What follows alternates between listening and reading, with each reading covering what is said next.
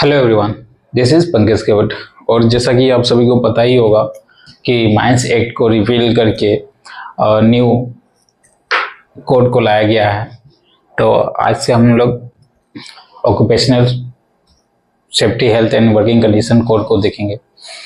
Okay, introductions class नहीं, exam nearest है तो थोड़ी बहुत इंट्रोडक्शंस पे नहीं आके डायरेक्ट हम लोग सेशंस पे उतरेंगे, सेक्शंस 3 से। बट कुछ जो आपको जानने लायक है इंट्रोडक्शंस में, दो चार बातें या दो चार पॉइंट हम लोग रखेंगे। पहला कि जैसा कि आप जानते ही होंगे कि 4 ऐसे बेसिक लेबर कोड अप्लाई किया है सेंट्रल गवर्नमेंट में, जो कि ओवरऑल सारे जगह इम्प्लीमेंट हो रहे हैं और आई थिंक हो भी गए हैं, बट ऑब्जेक्शंस अभी भी जारी है। बट अब कुछ होने को रहा नहीं, ये इम्प्लीमेंट हो चुका है तो ये चलेगा ही।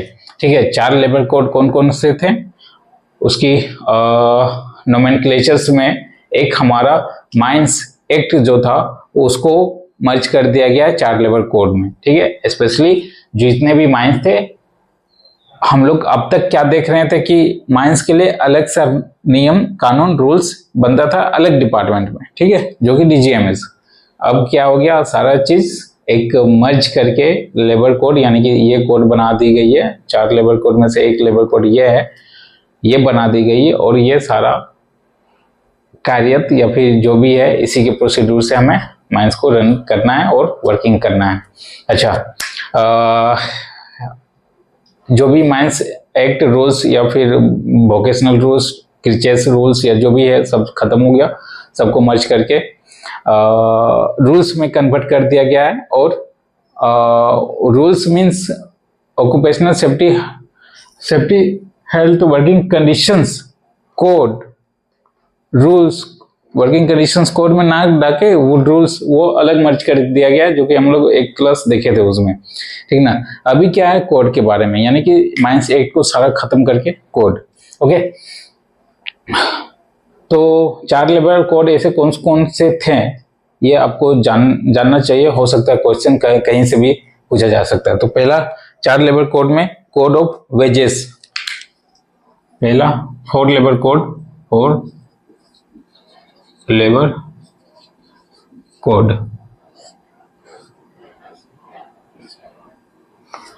क्या क्या है, code of wages, COD, code of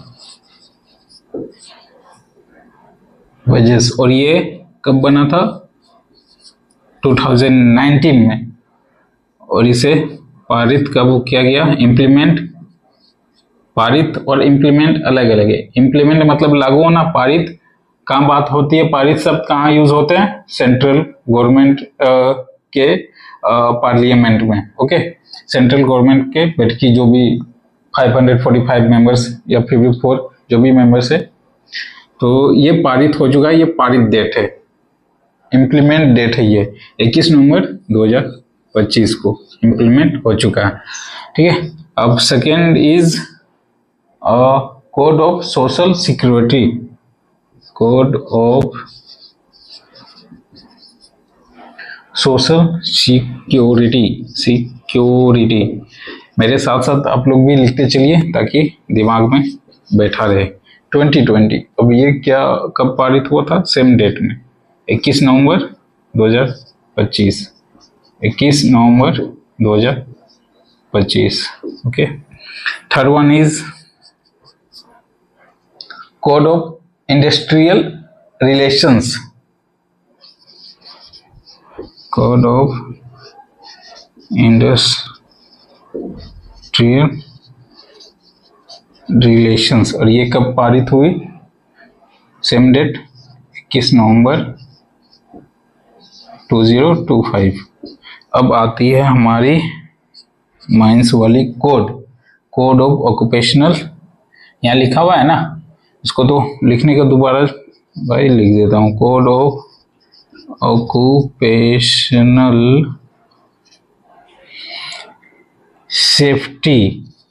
safety comma health and working conditions code, और ये इम्प्लीमेंट डेट कब है? वर्किंग कंडीशन कोड 2020, ये भी याद रखें, ये 2020, इसको छोड़े नहीं, ठीक है।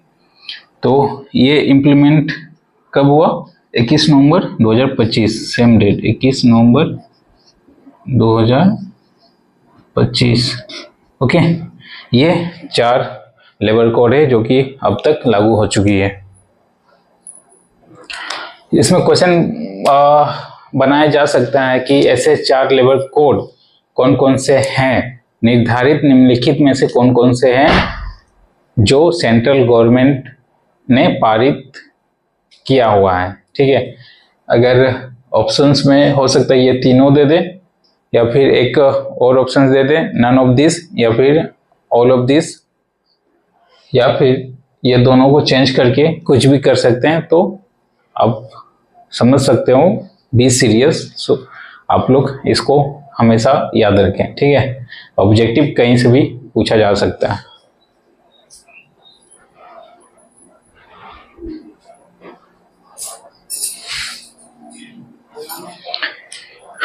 ये हो गया। अच्छा, और इसमें अच्छा एक डेट है पार्लियामेंट में, इस पे चर्चा कब हुई थी, या फिर ऐसा आप समझ सकते हो कि पार्लियामेंट में पास कब हुआ। सब चीज मान लीजिए किसी भी रूल्स या कुछ भी नियम कानून पार्लियामेंट में पारित होती है, तो सबसे पहले उसमें सबकी क्या बोलते हैं, सबकी अनुमति लगती है कि हाँ भाई ये सही है, करने दो। और विपक्ष वाले क्या करते हैं, जो उसमें त्रुटि लगती है तो उसको वो ऑब्जेक्शन करते हैं कि नहीं, ये नहीं होना चाहिए।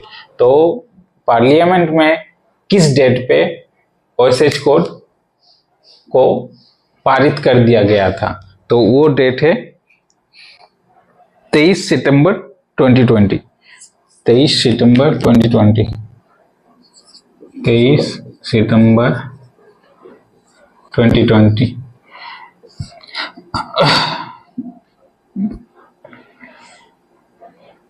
तेईस सितंबर को पार्लियामेंट में इसको पास कर दिया गया। पार्लियामेंट में पास करके किस कहाँ पे जाता है? कोई भी नियम या फिर कोई भी कानून पार्लियामेंट में पास होके कहाँ जाता है? प्रेसिडेंट के पास, प्रेसिडेंट के पास। और जिस दिन प्रेसिडेंट अपनी साइन और मुहर लगा देती है, उसी दिन से नियम लागू हो जाती है।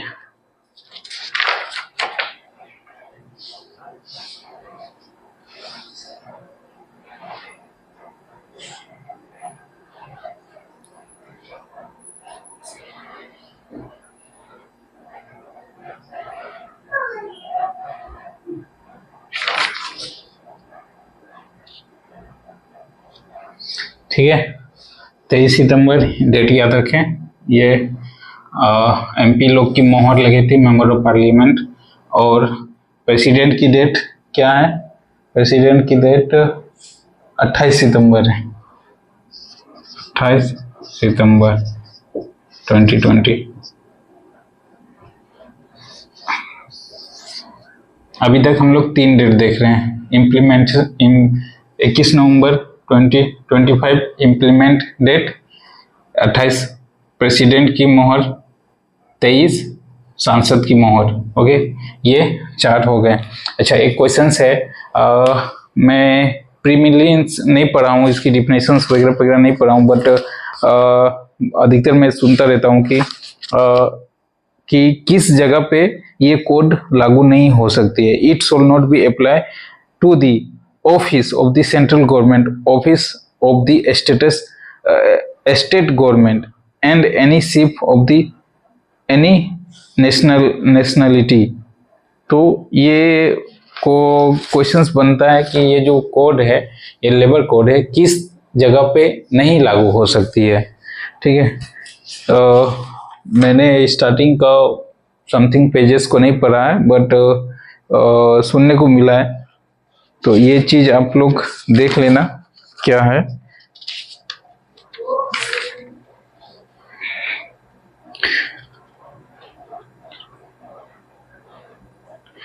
तो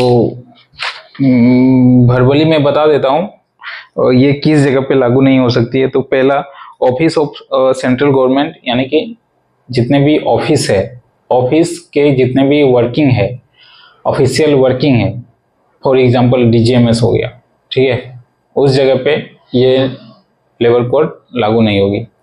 okay, then after labour code means क्या, हम लोग सिर्फ इस पे बात करेंगे, ये तीनों पे नहीं, ठीक है। और एसएच, हाँ, इसका एक शॉर्ट फॉर्म में इसको डायरेक्ट कोड के नाम से बोला गया है, इसको शॉर्ट फॉर्म में हम लोग कोड बोलेंगे। जैसे माइंस एक्ट था ना, माइंस एक्ट 1952, तो उस समय माइंस एक्ट ही हम लोग बोलते थे, छोटा था इसलिए, बट ये थोड़ी लंबी है इसलिए कोड के नाम से देखेंगे, ठीक है। तो सेंट्रल गवर्नमेंट के जितने भी ऑफिस है उस पर लागू नहीं होगी। जैसे डीआरएम ऑफिस हमारा धनबाद है ना, ईस्टर्न जोन का, ईस्टर्न को जोन का ही शायद, धनबाद, कोडरमा और उधर कोलकाता तरफ भी है, खड़गपुर, पता नहीं, जो भी है, तो उस तरह के ऑफिस में ये लागू नहीं होगी, ठीक है। या फिर एग्जांपल में आप डीजीएमएस ही मान लो, DGMS as a official work है, ऑफिस का वर्क है, तो उस पर ये कोड लागू नहीं होगी, ठीक है। देन आफ्टर स्टेट गवर्नमेंट की जो भी ऑफिस, यानी कि झारखंड की स्टेट गवर्नमेंट की ऑफिस क्या है, ऑफिस का नाम क्या है, नेपाल हाउस, नेपाल हाउस, तो नेपाल हाउस में भी ये लागू नहीं होगी, ठीक है। और example DC office state government की, डीसी सेंट्रल के सेंट्रल गवर्नमेंट ही अपॉइंटमेंट करता है, बस ऑफिस तो एज ए स्टेट वाई होती है ना, तो वो भी लागू नहीं होगी। यानी कि सेंट्रल गवर्नमेंट की जो भी ऑफिशियली वर्क है उस पर लागू नहीं होगी, स्टेट गवर्नमेंट की भी जो भी ऑफिशियली वर्क है लागू नहीं होगी। और एक और बात है, डॉक वर्किंग का आपने बहुत नाम सुना होगा। डॉक वर्किंग किसको कहते हैं, मैं देखा नहीं हूँ, बट थोड़ा बहुत उसमें देखा, सुना हूँ कि डॉक वर्किंग जो भी शिपिंग, यानी कि बंदरगाह, शिप पोर्ट में जो काम करते हैं उसको डॉक वर्किंग कहते हैं। तो वो चीज बात रखी गई है कि any ship of war of any nationalities, war के दरमियान जो भी शिप है, जो भी पानी जहाज है वार के दरमियान, उस पर यह कोड लागू नहीं होगी। ऐसे हो गई तीन ऐसे जगह हैं जो कि वर्किंग कंडीशंस कोड ये लागू नहीं होगी। पहला, सेंट्रल गवर्नमेंट की कोई भी ऑफिशियल ऑफिस में, दूसरा स्टेट गवर्नमेंट की कोई भी ऑफिस ऑफिशियल में, और तीसरा ऐसा पानी जहाज, ऐसा शिप जो युद्ध के दरमियान रनिंग में हो, ठीक है। ये क्वेश्चंस, ओके। अच्छा, अब हम लोग डायरेक्ट डिफिनेशन में ना आके डायरेक्ट हम लोग रजिस्ट्रेशंस में चलते हैं। रजिस्ट्रेशंस क्या है हमारा, रजिस्ट्रेशन चैप्टर यानी चैप्टर 2। डिफिनेशंस की एक और क्लास बढ़िया से लेंगे, अभी उतनी टाइम नहीं है हम लोग के पास, कंप्लीट करनी है, रूल्स को भी देखनी है ना। तो ओवरऑल ये कंप्लीट हुआ शॉर्ट टर्म में।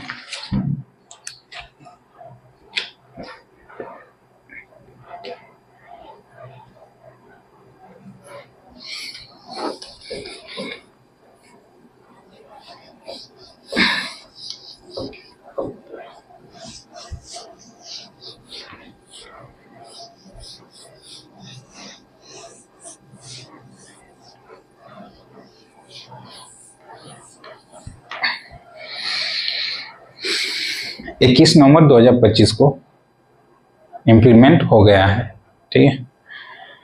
अब आते हैं चैप्टर 2, रजिस्ट्रेशंस। रजिस्ट्रेशंस क्या कहता है, पहले क्या था कि हमें माइंस को रनिंग करवाने के लिए 30 दिनों के अंदर कोई भी फॉर्म्स के थ्रू से अप्लाई करना होता था या फिर नोटिस भेजना होता था। फॉर्म, जस्ट 1 मिनट,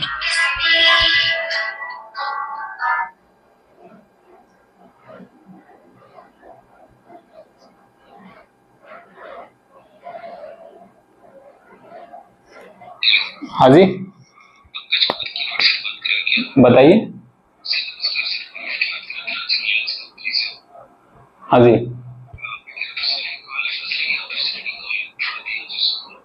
हाँ जी, हाँ जी, आप मेरे को ऐसा करो ना, 2 घंटे बाद कॉल करो सर, मैं जरा मीटिंग में हूँ अभी।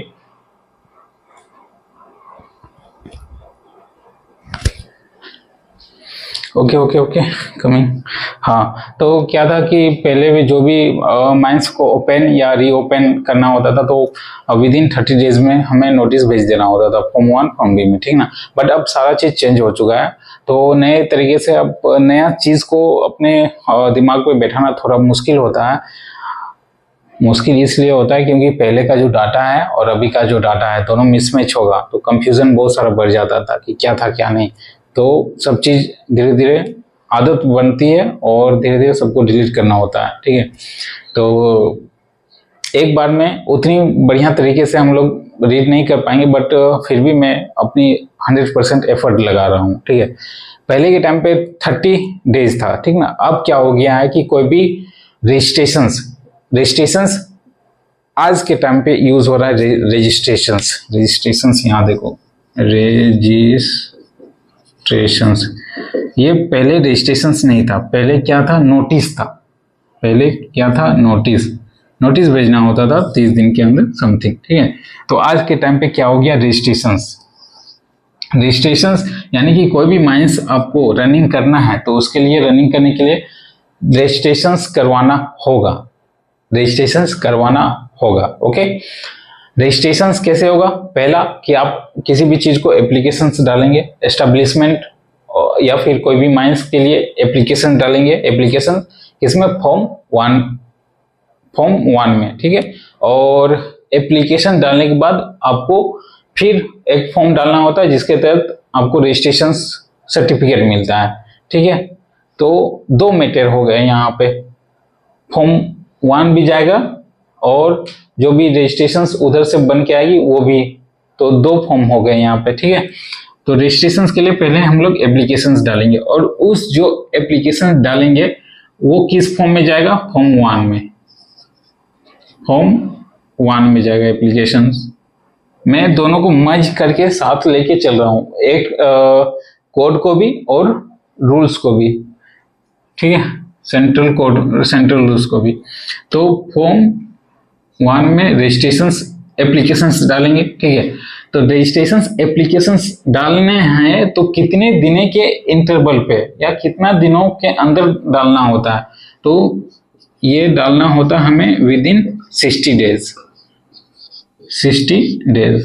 पहले क्या था कि 30 दिन के अंदर फॉर्म रीओपनिंग या ओपनिंग करवाने के लिए थी, अब वो चेंज होके 60 दिन हो गया है। 60 दिन, इसको बैठाइए, 60 दिन, ठीक है। 60 डेज रिपीट कीजिए हमारे साथ, आप भी रिपीट कीजिए। 60 डेज में हमें रजिस्ट्रेशंस ले लेनी होती है विद इन 60 डेज। अच्छा, इसके बाद क्या हो गया ना, किसी दरमियान आप समझ लो कोई डॉक्यूमेंट्री या समथिंग कुछ छूट गया, उस पर आप लगे हो और 16 डेज के एक्स्ट्रा हो गया, यानी कि 61 डेज भी अगर हो जाता है तो आपको रद्द नहीं किया जाएगा, आपका फॉर्म रद्द नहीं किया जाएगा। आपको क्या, लेट फाइन देके फिर से अप्लाई कर सकते हो, मतलब जितना लेट करोगे उतनी फाइन लगेगी। लेट फाइन देके आप रजिस्ट्रेशन के लिए डाल सकते हो, ठीक है। ये हो गया। अच्छा, और अभी के टाइम पे क्या हो गया कि पहले के टाइम पे क्या था कि एप्लीकेशन बाय स्पीड पोस्ट या मेल या समथिंग के थ्रू जाता था, लेकिन आज के टाइम पे सारा चीज डिजिटल हो गया। तो सम सुविधा पोर्टल में ही, ओके, रजिस्ट्रेशन हमें कहाँ मिलेगा, सम सुविधा पोर्टल में ही, रूल्स में बताया था मैंने, ठीक है। तो वो कैसे अप्लाई होगा, बाय पोर्टल में ऑनलाइन सिस्टम कर दिया गया, तो ऑनलाइन के थ्रू से ही अप्लाई होगा, ठीक है। और इसके लिए एक अलग से वेबसाइट, यानी कि वेबसाइट बोल रहा हूँ, इसके लिए अलग से एक साइट बनी हुई है जो कि सम सुविधा पोर्टल है। हाँ, form 1 containing particular A company of the, ठीक है, एम्प्लॉय। और ये सम सुविधा पोर्टल वाली सेंटेंस कहाँ है, एक मिनट।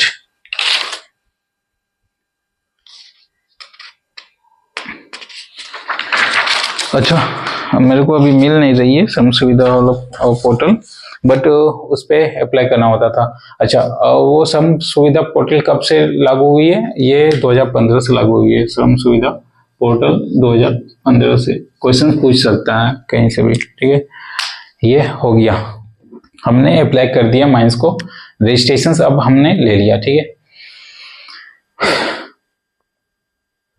और फॉर्म्स को एक बार देख लेता हूं। फॉर्म्स 1 में एप्लीकेशन हमने डाल दिया, ठीक है। इसके बाद क्या है कि certificate of registration of establishment form 1 में हो गया। अब हमें फॉर्म 3 में क्या करना है? सर्टिफिकेशंस ऑफ रजिस्ट्रेशन एस्टेब्लिशमेंट डालना है, या फिर उधर से बन के आएगी या जो भी है, ठीक है। हमने विद इन 7 दिन में भेज दिया। किसको भेजा? पहले क्या था, डीजीएमएस को भेजा जाता था ना, chief inspector of mines, regional inspector of mines. But अब क्या हो गया कि भेजना है किसको, इसके बारे में देख लेते हैं। ब्लंडर मिस्टेक हो जाता, अभी छूट जाता किसको भेजना है। अच्छा हुआ मुंह पे आ गया, ठीक है। तो जो भी रजिस्ट्रेशन हमें भेजना है वो एप्लीट गवर्नमेंट, एप्लीट स्पेलिंग देख लेना, गवर्नमेंट के द्वारा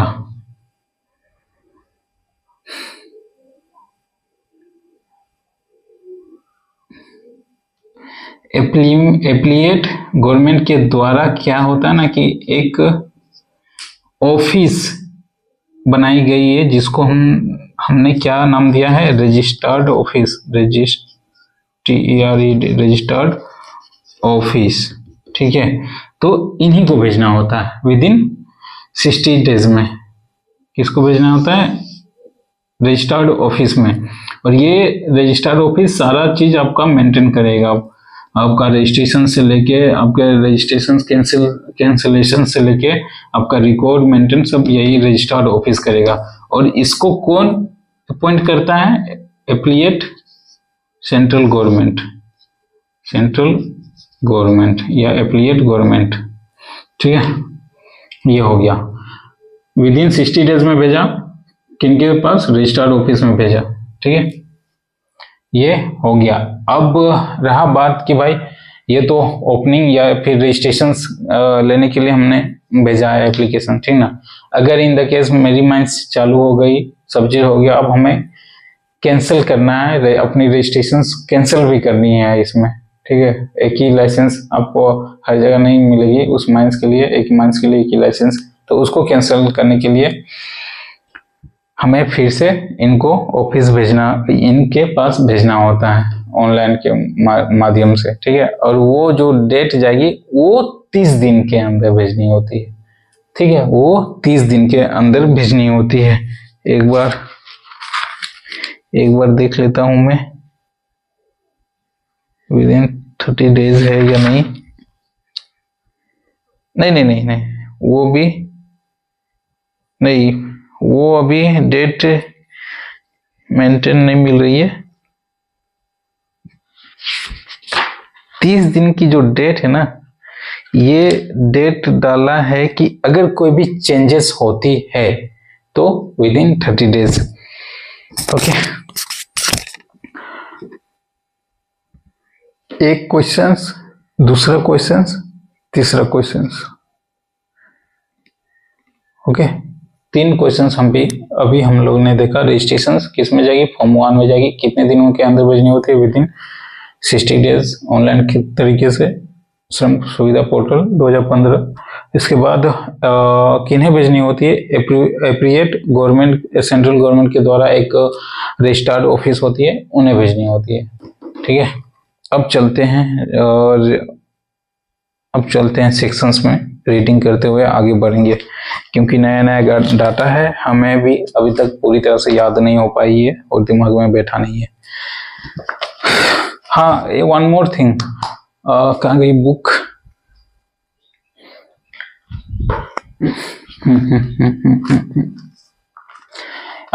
ये जो बुक है ना, ये occupational safety health and working conditions code, LC काकू की, ये कभी भी गलती से मत लेना। हमारी राय मानो तो गलती से इसे मत लेना, मत परचेस करना। फालतू के 200 और जो भी डिस्काउंट लगा के जो भी इसको 160 180 में बेचा जा रहा है, गलती से मत लेना। इससे अच्छा आप क्या करो कि पूरी ऑफिशियल गैजेट को प्रिंट करवा लो, प्रिंट करवा के एज ए बुक। ओके, ये बेस्ट है। ये मैं रजिस्ट्रेशन देख रहा हूँ 2 पेज में है, और ये बंदा क्या किया है, ये बंदा दिखाता हूं, ये देखो 5 लाइन में रजिस्ट्रेशंस यानी कि सेक्शंस 3 खत्म, सेक्शन 3 5 लाइन में खत्म। और इसमें देखो एक एक वर्ड मेंटेन किया गया है, 2 पेज में कंप्लीट। तो इसे पढ़ने की गलती मत करना। चलो अब चलते हैं registration section 3, every employ of establishment, employ की बात की गई है। Registration of establishment,